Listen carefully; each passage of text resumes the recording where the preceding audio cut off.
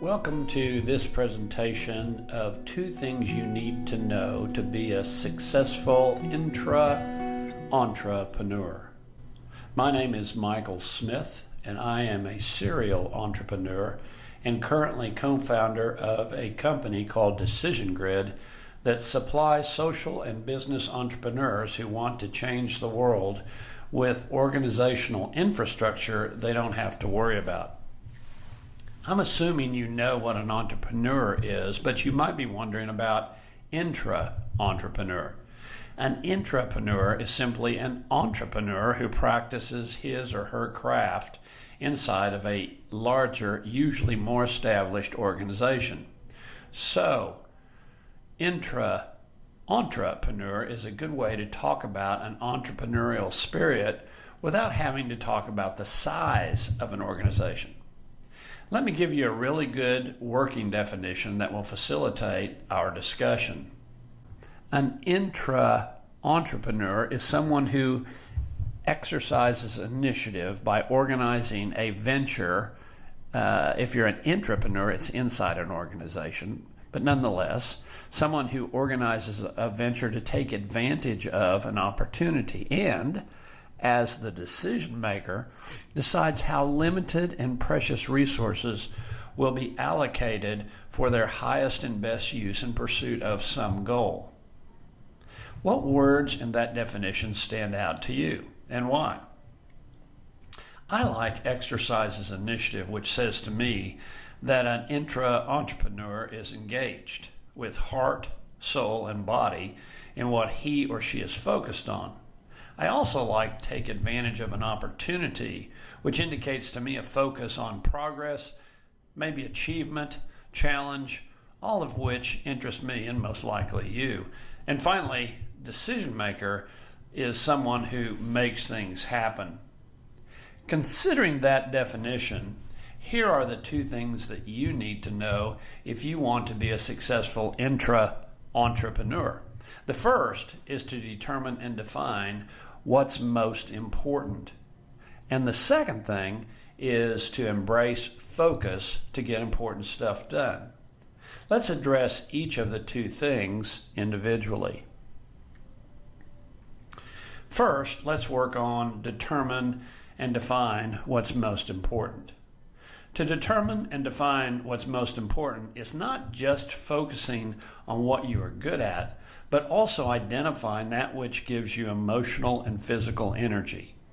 It also means figuring out what the world is requiring of you and how you get affirmed for making the contribution, because whatever you get affirmed for is what you will do over and over again. So how do you determine and define what's most important to you? First of all, let's make sure that we understand the concept of working on your business. What's the difference between working on and in your business, and why is that important? Well, working in your business means doing what you do best, day in and day out, to get important stuff done. Usually, this means doing things that are on the front line to simply bringing in money.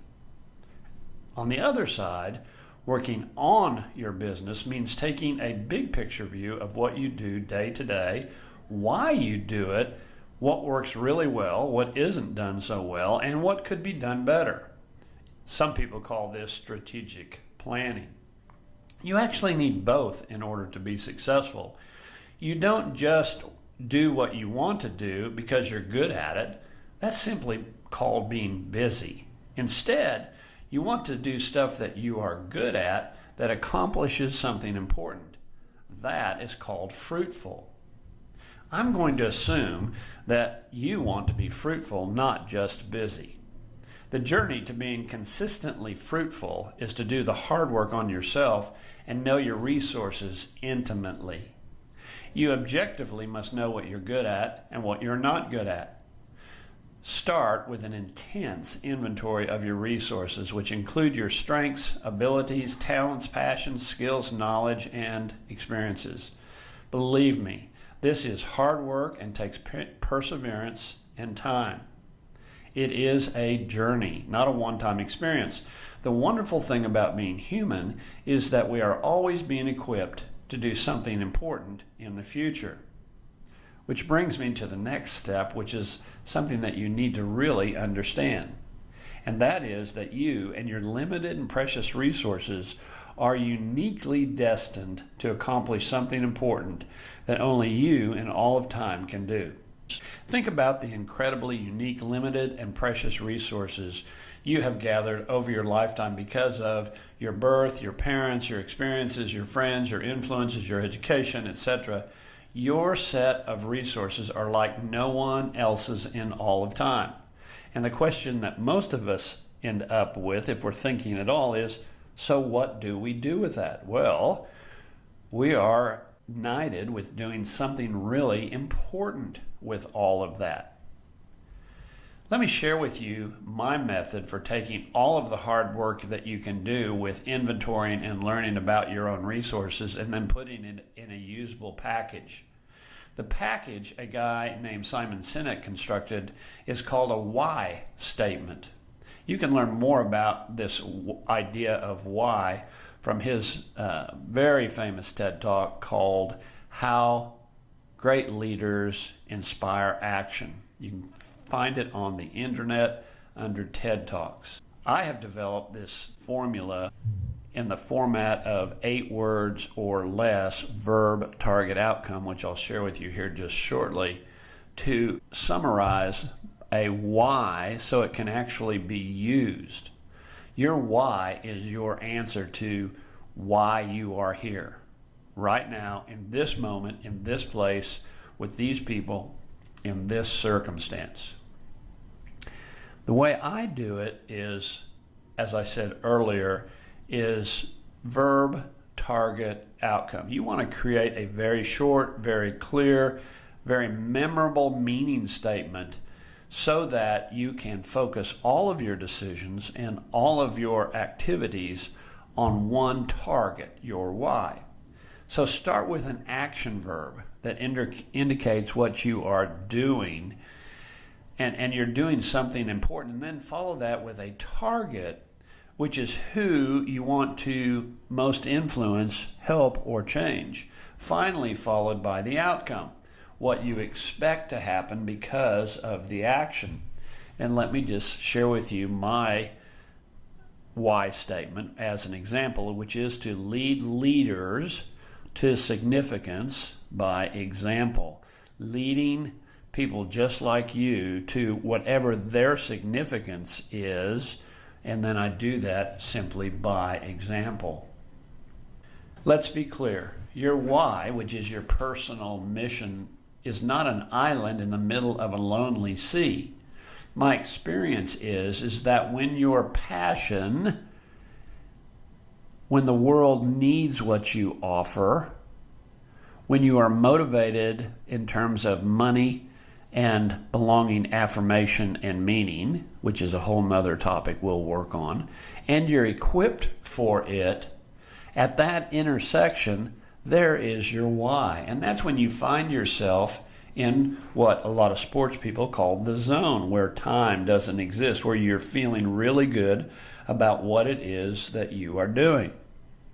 So now you know what's really important, and that is your why. And you've got to find that place where your why and the organization for which you work, where they intersect. And at that place, you will be extraordinarily fruitful.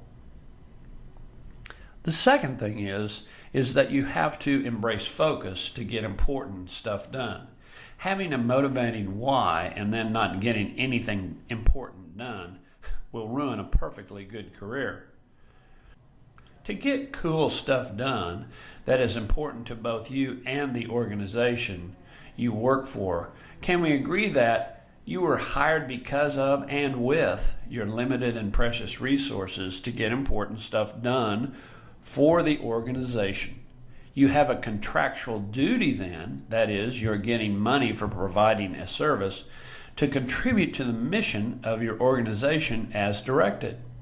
So to do that, remember your strengths. your abilities, your talents, your passions, your skills, your knowledge and experiences. All of those are to be applied for their highest and best use to get both your why accomplished and that of the organization. So, how do I embrace focus to get important stuff done? Well, this is very important. The determining factor of success for every endeavor is how well you employ limited and precious resources for their highest and best use in pursuit of the goal, which is your why, which also complements or works hand in glove with what your organization needs. So what do you say yes to? And what do you say no to? And on what basis do you make those critical decisions? Well, you say yes to only things that you're passionate about, equipped to do, and must be done in order to get what you want. Better yet, spend the resources to get someone else who's equipped and passionate about those things that you don't light your fire, get them to do them.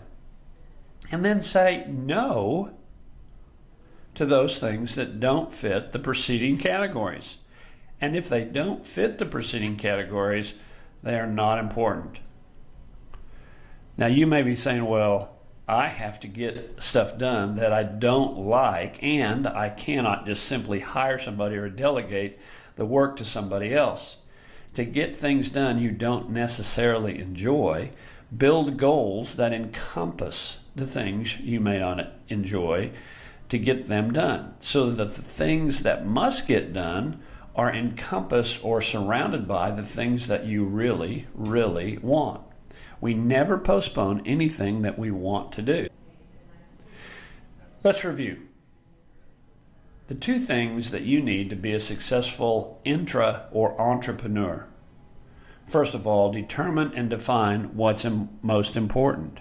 You have to work on your business, which is usually you, to know your resources intimately and then create a why that complements that. Secondly, you embrace focus to get important stuff done. And to get important stuff done and what to say yes to and what to say no to, you simply set goals that you're passionate about. I'm hopeful that this was all very valuable to you, that you found something you can use. Thank you for playing.